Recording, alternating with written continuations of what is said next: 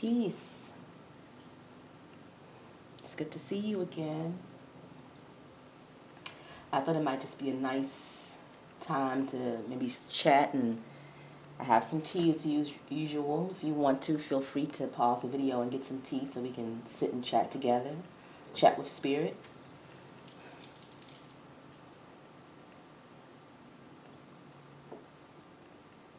How are things going for you? How's your healing coming along?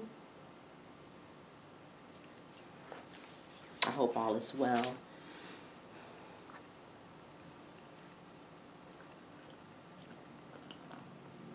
I'm drinking chamomile tea today. My throat is a little, well, chamomile tea that has nothing to really do with my throat, but the warmth is helping my throat.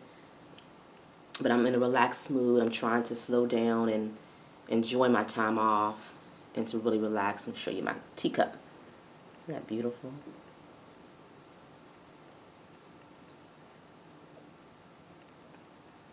I found this mug at Home Goods. Yeah, Home Goods a few months ago.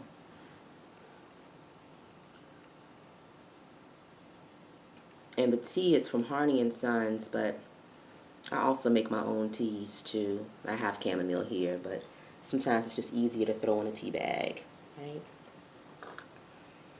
But chamomile is going to keep me in a nice mellow mood. I normally like to do the Soulful Sundays, but today I'm just taking a little break, giving my voice a rest too. So how are things going with you? I hope you're doing well. Like I said, today I wanted to talk a little bit about the shadow side, because I had a little unboxing of some crystals a few days ago, and I was talking a little bit about the shadow energies, and I think maybe in some of my readings I might have mentioned the shadow side. And I know people have an understanding of it, and some people know about it, but I figured it might be nice to have just a little sit down and a little chat about it, because it's something that we all have. We all deal with the light, and we all deal with the shadow. And the shadow side is a part of us that we want to either bury, or it's been buried because of trauma. We want to hide, and then some people walk and act in their shadow. And so that's kind of what we want to avoid. And so this idea of harnessing the light or transmuting the negative to the positive, because we all, you don't want to look at things as bad, but we all have negative tendencies and we all have positive tendencies. Like I said, nobody is above healing. Nobody is above, anyone else when it comes to the spiritual journey. We all are doing this thing together. We all are moving towards that same purpose and getting to that same type of enlightenment and getting to that next part of the journey. So even though I'm sitting here with you on this journey, we're on this journey together, but I'm sitting here with you, and I've worked and I've gotten to the point where I've done some healing. I'm still in the process of healing. So I wanted to talk about the shadow today, and I wanted to talk about it to get you to understand what it really means, why it's important to know what it is, why it's important not to run from it, why it's important to shed a light on it so that you can bring it out and so that you can heal it, right? And so one of my, we all have shadow, right? And so it doesn't make us good or bad. It's how we operate in it. It's how we live our lives, knowing that we have those shadow parts or we have those triggers. The triggers usually bring out the shadow. And so I'll give an example of one of the triggers for me, right? And then you can kind of have an understanding of what it means to walk in our shadow side and how it's detrimental. So as a child, I did not know my father, right? I knew of him. I'd heard stories of him. And I think, he just was not a part of my life. It was not there. It wasn't there.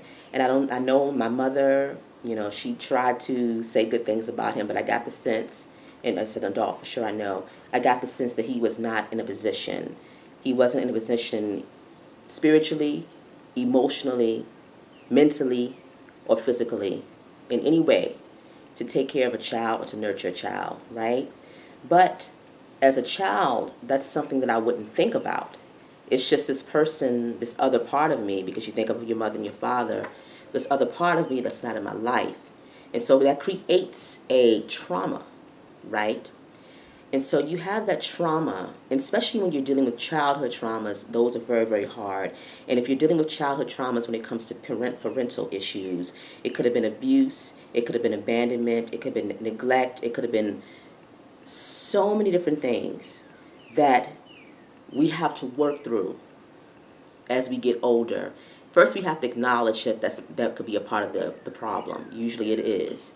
And so I went through my younger years. I've always been somewhat mellow and always been somewhat similar to who I am now, how I am now. Just kind of, I've been able to kind of see the good and see the bad and say, oh, okay.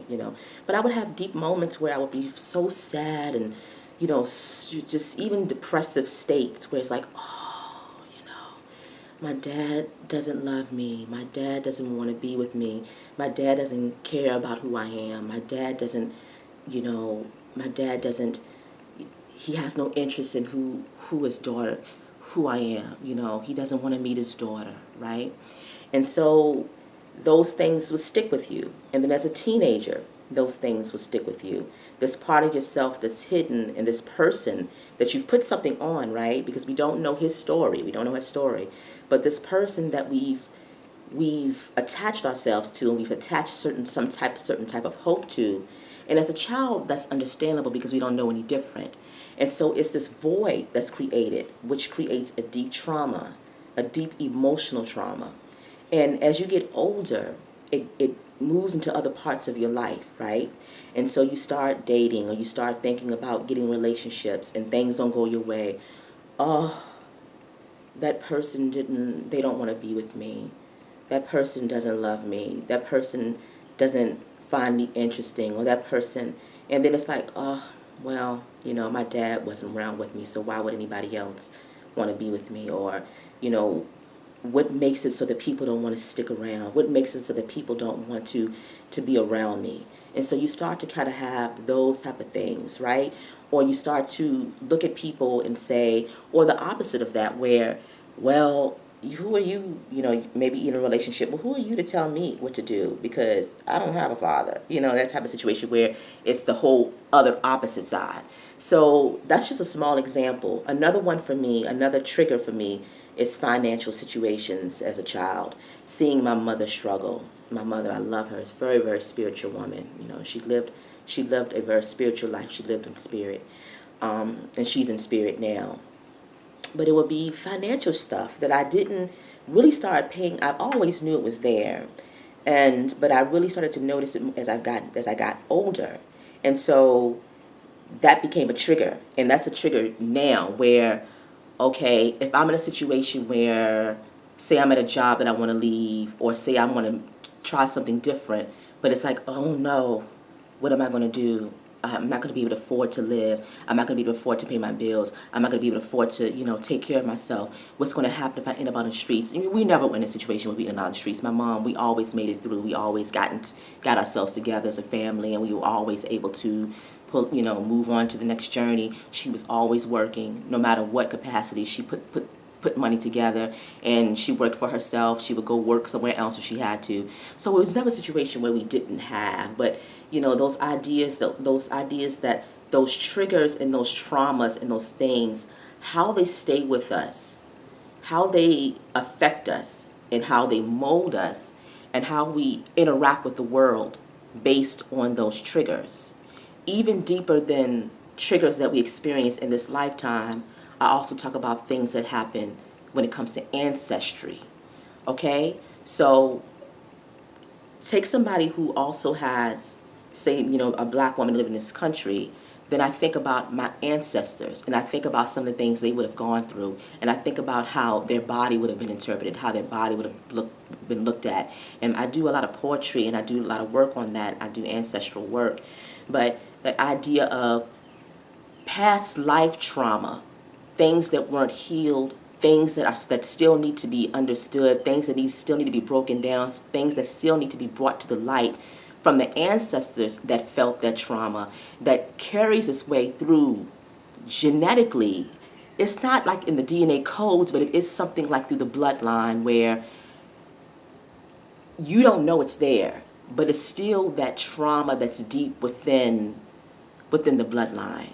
And so you can either act in a different way where you're holding your body tight, afraid of embracing your femininity in the appropriate way, or you're out there with showing everybody everything about yourself, about your femininity, about your sexuality in a way that's harmful to your spirit and harmful to who you are.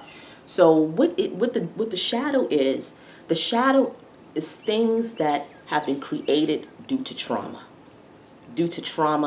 that's happened because we have been either placed with the burden, if it comes in as ancestrally, or we've taken it on for ourselves based on what others have said about us.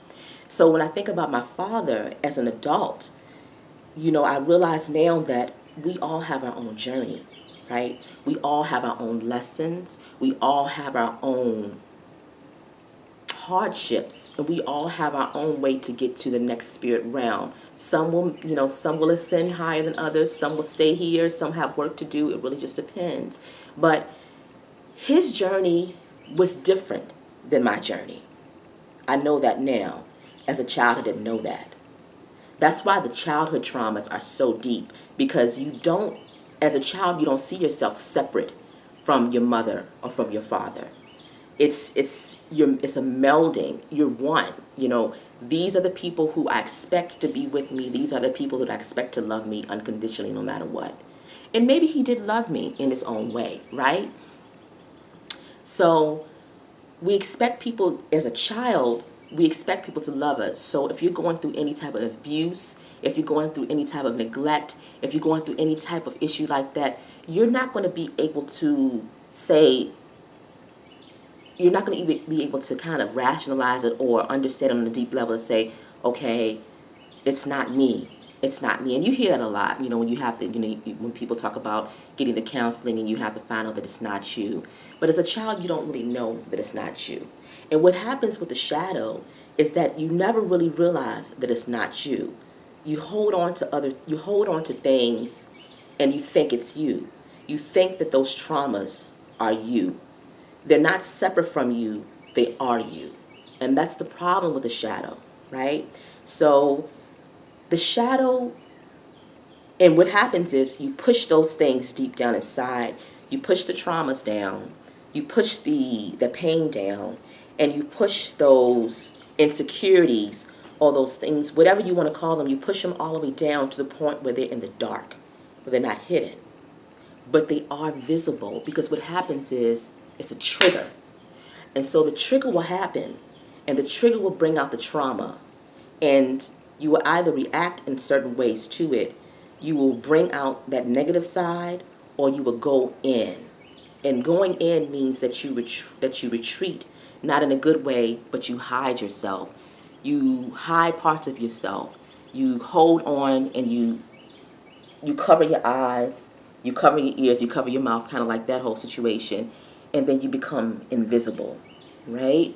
And so, or you go out and you act in the opposite, where you're saying any type of thing, you're treating yourself any kind of way, you're treating other people any kind of way, right? So the traumas, the shadow is something that has to be brought to the light. That is the initial step of the transformation process, of the healing process, of the ascension process, right? Knowing that we all are here to be healed. We all are here to be healed from past life trauma, and we all are here to be healed from trauma here and now. Some of us are breaking curses, generational curses. You hear people talking about that. Those things are real. Things that my mother experienced, things that my grandmother experienced, things that my great-great-grandmother experienced. When you get confronted with those same type of situations, maybe different because their times were different and things maybe might have been more limiting for them.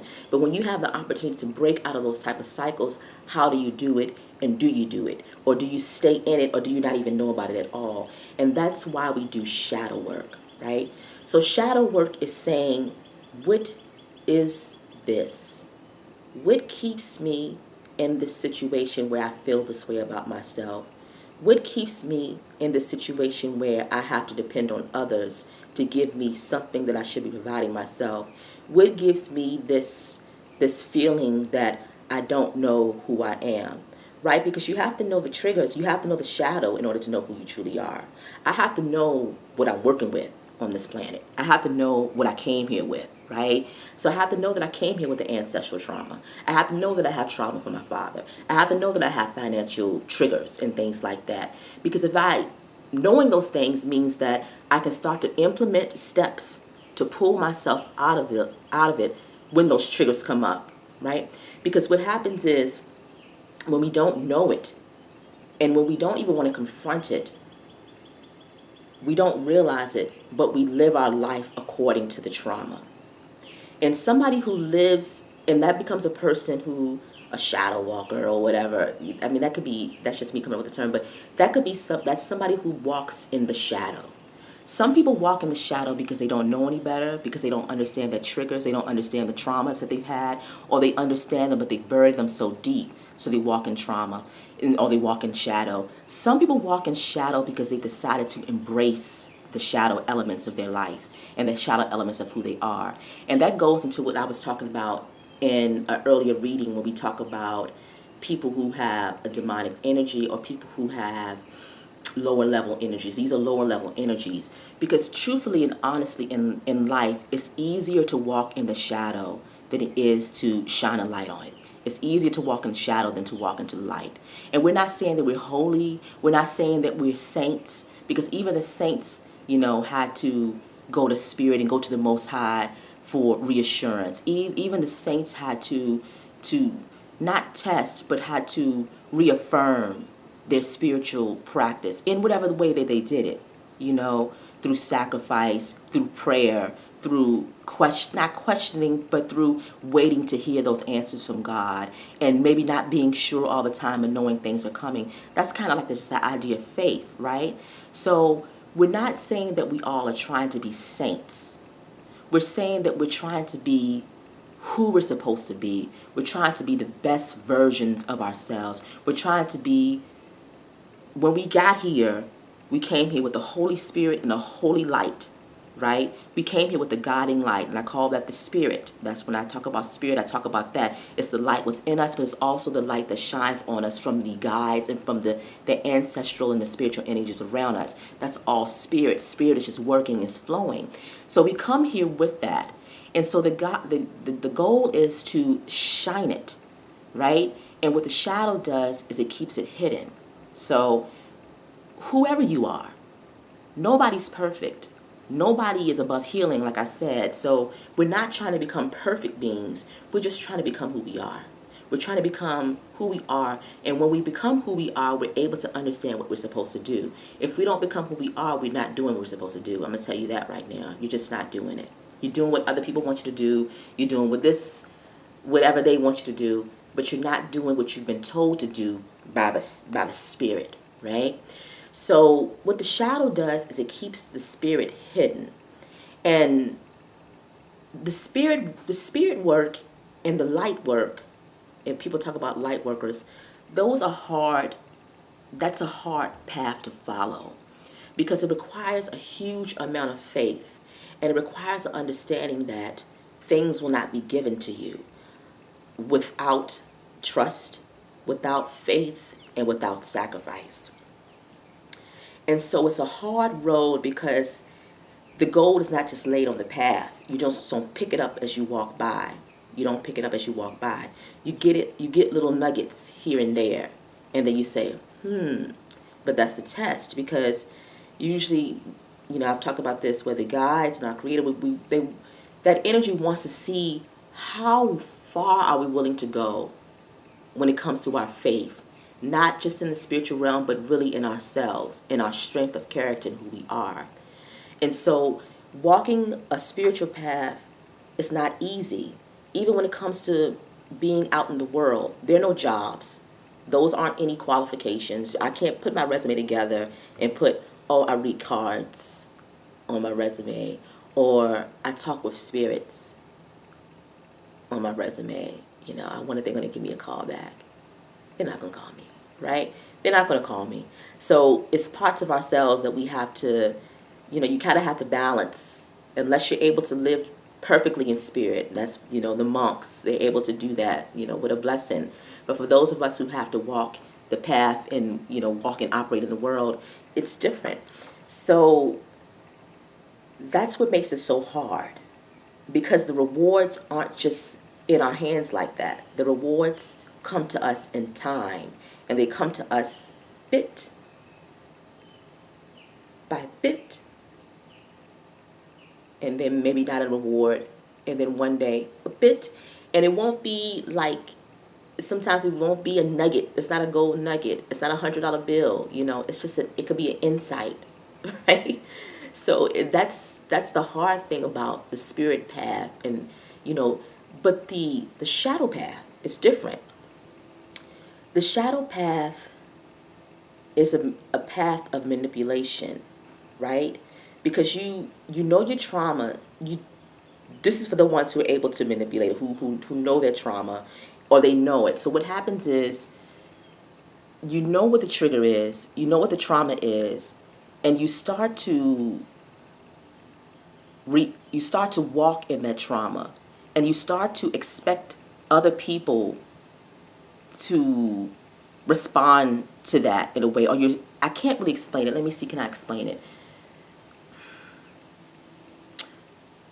A person who pities themselves, a person who has low self-esteem because they haven't dealt with any of their traumas, a person who, truly doesn't believe in themselves. They look for people, we've talked about this before, and they latch onto people who have to instill that belief in them. Oh, you're wonderful, or you're great, or you're good, or you're the best. You're the best person, And so that's how they're able to function. It's like getting filled up with gas. That's how they're able to function, by receiving those boosts and that energetic movement from other people. And what happens is, it's not real, right? Because you haven't worked on the shadow, but you're able to live your life on the energy of other people. And that's when we talk about the shadow side of people, when we talk about narcissists, and we talk about some of those other things, those other categories there.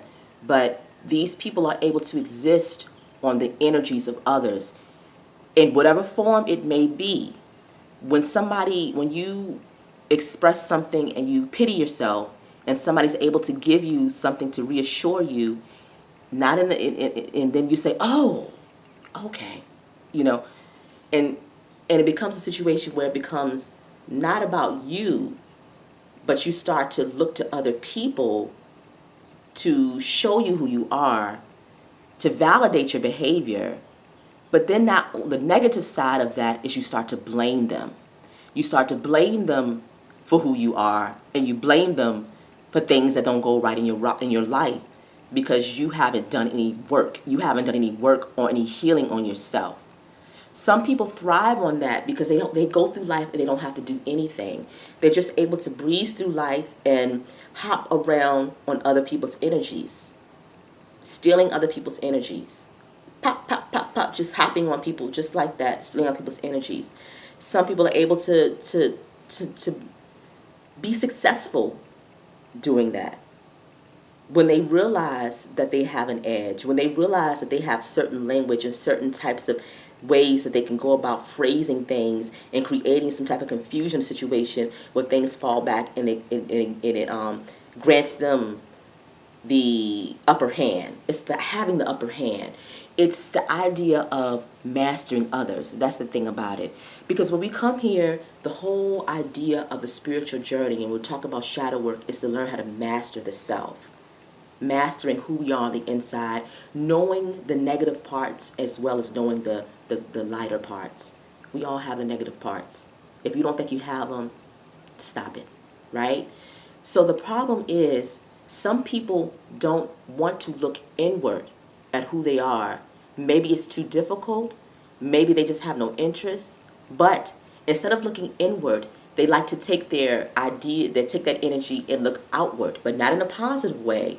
They want to master other people. They master other people. That is the master manipulator in people. They master other people. They put puppet strings out there, and they use that to control others. because they're still working through they're working with their trauma, but they decided to walk on the shadow side of it by not acknowledging it or not shining a light on it, but just living in it. It's a really strange thing. So they start to master other people instead of mastering themselves. People live their lives doing this. This is the system of it all. This is corporate, capitalism. This is all these structures that we are a part of that we're trying to dismantle. So some people don't even know what's going on. They just walking like sheep in it. But for those of us who see what's happening and we see these structures and we see this oppressive energy, that's what this is. It's the mastering of other people instead of mastering of the self. And they're individuals who are able to live their lives by mastering other people, by manipulating them and playing con games. These are con artists playing con games. And these aren't people on TV. These are people that we're laying in bed with. These are people that we are working with. These are people that we're going to school with. These are people that, these are regular people who have decided to capitalize and walk and live in their dark energy, right? And so what happens is when you deal with people like that, the fact that you're dealing with them for so long, I've talked about it recently where you're dimming yourself, but you're also working on, it's a trauma there for you too. It's something that puts people together. It's something that puts people together. You can be just somebody who's extremely giving to a fault, where you aren't giving to yourself. And so you're giving to others and you're not giving to yourself. And maybe, in your childhood, you weren't given much. And so it's this idea where I wasn't given much in my childhood, so I'm going to try to give to others. So those triggers and those traumas, it doesn't make a difference what they are. Small, big, good, bad, whatever. Maybe they wouldn't be good because they wouldn't be triggers, it wouldn't be traumas. But how they present themselves, there's still things that we have to look at them. We have to look at them in order to understand who we are. Otherwise, we never fully step into our power. Stepping into the power is mastering who you are. Not in relation to anybody else. My power doesn't exist because of my dad. My power exists because I know who I am. Did I know him? No. Do I think the most high for him? Yes, because I'm here. And then I've talked to people about these type of things before. If anything, if you're dealing with a trauma, with a parental trauma, if anything, we give thanks for life. If you can start with just putting that on a piece of paper, and maybe that's the only thing you can put. I give thanks to my dad for my life. Was he with me? No. Was he supposed to be with me? No. Because if he's supposed to be with me, he would have been with me, right? So maybe him being with me would have created a totally different person. If I would have been with him, he had his trauma of his own. He had trauma that I didn't, that would have, what if I would have started to experience his trauma? Or what if he would have put his trauma on me? Because that's what happens when we talk about these people who operate and walk in the trauma. They share their trauma with others. They share their trauma with others. They just think they're too good to even have any trauma, so they don't even, But realistically, they're sharing their trauma with others. They're leaving their dark smoke clouds around other people as they're walking out, freely. And so who knows who I would have been if I would have taken on his trauma, if I would have tried to be this daughter for him, knowing that he had gone through such an emotional childhood. And then how long would it have taken me to get out of that? Because sometimes we're getting out of our trauma, we're getting out of ancestral trauma, then I got to get out of his trauma. So Spirit is saying no. His trauma is his own. His path is his own. You were not supposed to be a part of that. You give thanks to him for life, and you let it, and you move on, right? But it takes time to get to that. And so that's what the shadow work is all about. The shadow work is seeing those parts of ourselves that we do not want to bring to light, going through the tears, going through the pain, bringing them up to the surface, realizing that we are spiritual beings, realizing that we are powerful, realizing that we are worthy of everything that is good and that is pure and that is, honest. Realizing that we deserve those things, realizing that we deserve to be around people that love us, realizing that we deserve to be around people that respect our opinions and respect what we have to say, not people who just laugh at you or take things lightly or say things like, oh, that's not important. That's insignificant, what you're thinking.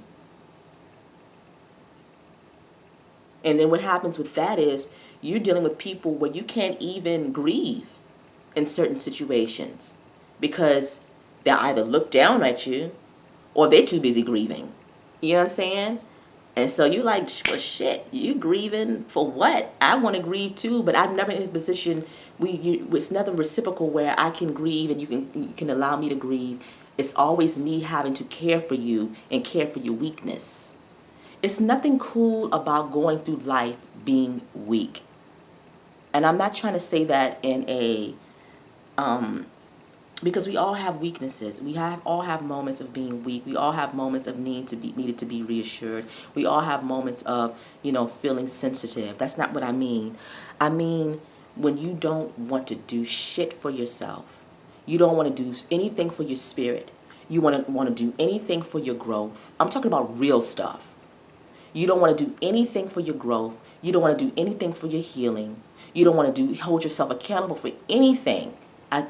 Those are people that I cannot handle. The ones who don't want to hold themselves accountable for anything they've done wrong. You've already if you're too perfect of a being, you've done absolutely nothing wrong. Yet you're leaving smoke clouds everywhere you go. Dark smoke clouds everywhere you go. Yet you're draining everybody's energy left and right, right? So that's weakness to me. That's weakness. It means that you rely and you steal from others. You're stealing material property from them. You're stealing material property. You're stealing energetic property from other people. That's a weakness. We don't want to be in that state. And that's why we have to master the self. Master the self has nothing to do with anybody else. It's almost like you want to get like this. And that's why meditation is so important if you can do it. And that's why going on long walks or spending time alone is important. You want to be like this, where you are who you are and you're operating in the world as who you are. And you're able to see people for themselves. And you're able to see yourself in relation to them. But you don't see yourself as someone who needs something from somebody else. I don't need anything from anybody else. It's not about being proud, where we're too proud to ask for help, right? That's a whole different thing. That's not what we're talking about. We're talking about relying on other people to define who we are, relying on other people to tell us how good we are. That's the problem. And so shadow work means that I don't feel good about myself. Why is that? I don't have confidence in who I am and what I do. Why is that?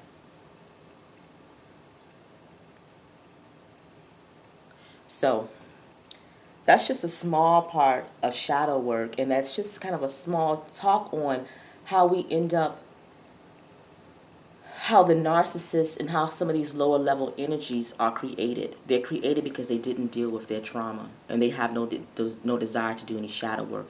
They have no interest in doing any healing at all. They think they're perfect, really. But they don't think they're perfect. They're perfect when they want to be, but then they also want sympathy from you, and they also want you to cater to them and cater to their insecurities in many different ways. It really just depends on whatever the situation may be. So dealing with people like that will take you on a roller coaster ride.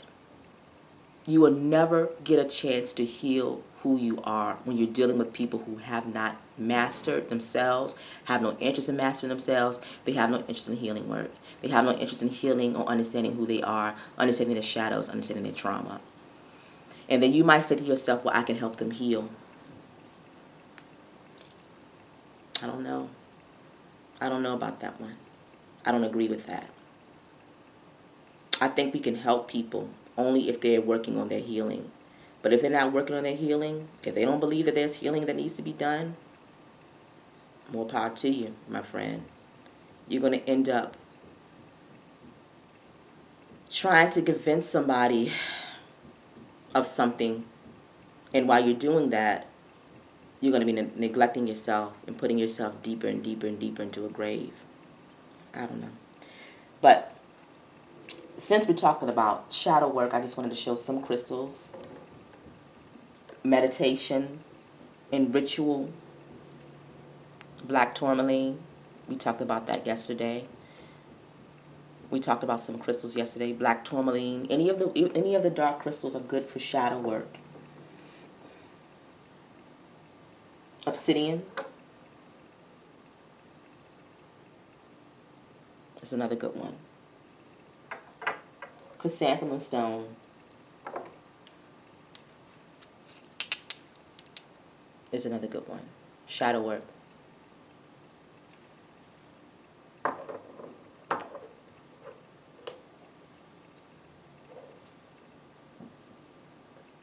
I think this is Mystic Merlinite. A small piece. This is the magical stone transformation energy.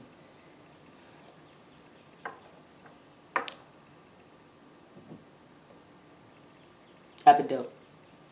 One of my favorites. This is a raw piece. Not only does this work well for shadow work, but this works well for ancestral work when we want to dig deep into our ancestral trauma. Because some of us are here as ancestral workers. I'll talk about that in another time. We're here as ancestral workers, which means that we're working on our traumas. I mentioned earlier, not only are we working on our traumas, we're working on the traumas of those who've gone before us. It's our duty to do that. It's nothing we can do. It's nothing that you can say you're not going to do it. You'll be thrown into it, and some people can try to escape it, but it'll be very difficult. Life won't be the way you want it to be.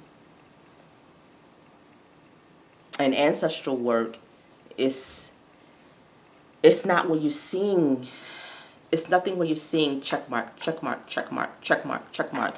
That's done. That's done. That's done. It's not that. It's an energetic work. What you're trying to do is you're trying to change the energetic body.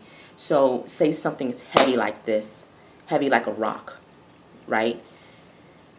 You're trying to bring light to something.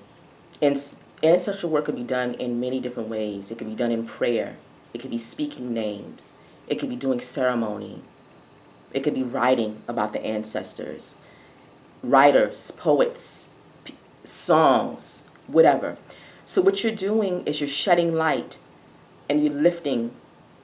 You might only get up that much. And so you're not going to see it. It's nothing where you're going to say, oh, that's done. My work is done. It's not like that. You're here to lighten the energetic body of those who went before you. Because what happens for some of us, and for me, as a black female, African American female in this country, what was done to my ancestors creates a heavy, heavy energy. And even for those who were able to maneuver through that energy, I'm here because of those, and I give thanks to my ancestors who were able to continue to maneuver through that heavy energy, right? Because I'm here, so I honor them. But then there were those who did not make it through, those who ended early by, maybe by their own hand, but a lot by the hands of others in very traumatic ways. And so these are people and these are energies that it's a confusion. It's a confusion. So we have sadness, we have confusion, we have depression, we have hatred. We have, not because we had it beforehand, but because this is the energies that were put on us too. Because you have to realize that shadow and energies, you put them on, you can have them, but then other people can lay things on you, like I was talking about earlier. So people lay things on you as well. So you become like a rock. So when you do ancestral work, you're just trying to lighten the energetic body, even if it's just a little. Even if it's just a little. So it's work that's done. It's work that will be rewarded here on earth because you're working with your ancestors. So you give thanks for them, and they supply you with strength. They supply you with guidance, and sometimes they'll supply you with things that you might need along the way. But the work really comes in the next part of the journey, the ascension process.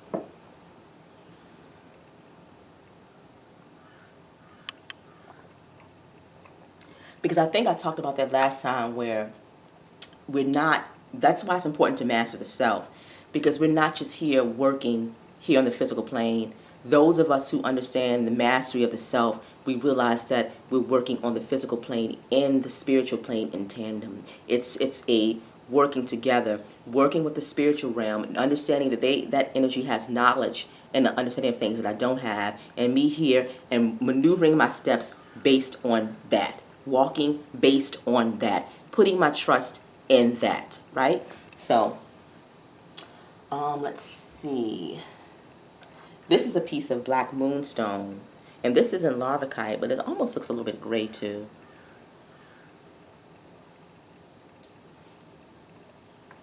Larvicite. This is a skull that I just got.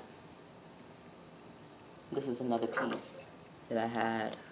Whoops, gotta get used to the camera. Larvicite. Labradorite, transformation. Third eye chakra, communication, spirit communication. All these things are important as we're working on the shadow.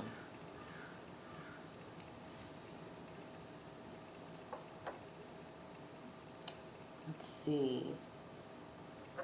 There are more, and I have more stones. I just will have to find them. I just recently relocated, so some of my things are still packed up. Did I say epidote? I said epidote. Prehnite. This is one of my favorites. Actually, no, this is still epidote right here. I don't have a piece of prehnite on the table. I have to find that. Maybe I'll show that next time. That's also good for ancestral work. It's light green, and it's usually found with epidote. It's usually found together. But this is one of my favorite stones with that beautiful sparkle there. This is epidote here. So transformation, ancestral work. And they also say this is a stone of increase. So anything you send out, you receive it back increased. So, and then also too, I talked the other day about the importance of rose quartz, just this common crystal when it comes to healing traumas from childhood. So, and then I wanted to show this too. Beautiful black feather was in front of my door when I came home a couple of days. I work with a lot of bird energy, so I usually get messages from them. So just messages letting me know that I'm on the right path. Messages letting me know that my guides are with me. And so I just place this on my altar. Also too, transformation is happening in my life, if you look at the colors, as it goes from the light to the dark. So, or that I'm healing, that I've healed, or that I'm healing. I'm not completely healed. I'm not completely healed. I'm healing. I'll be a fool to tell you I was completely healed. I'll be a liar to tell you I was completely healed. Healing every day. Right? All right. Next time. Take care. Peace.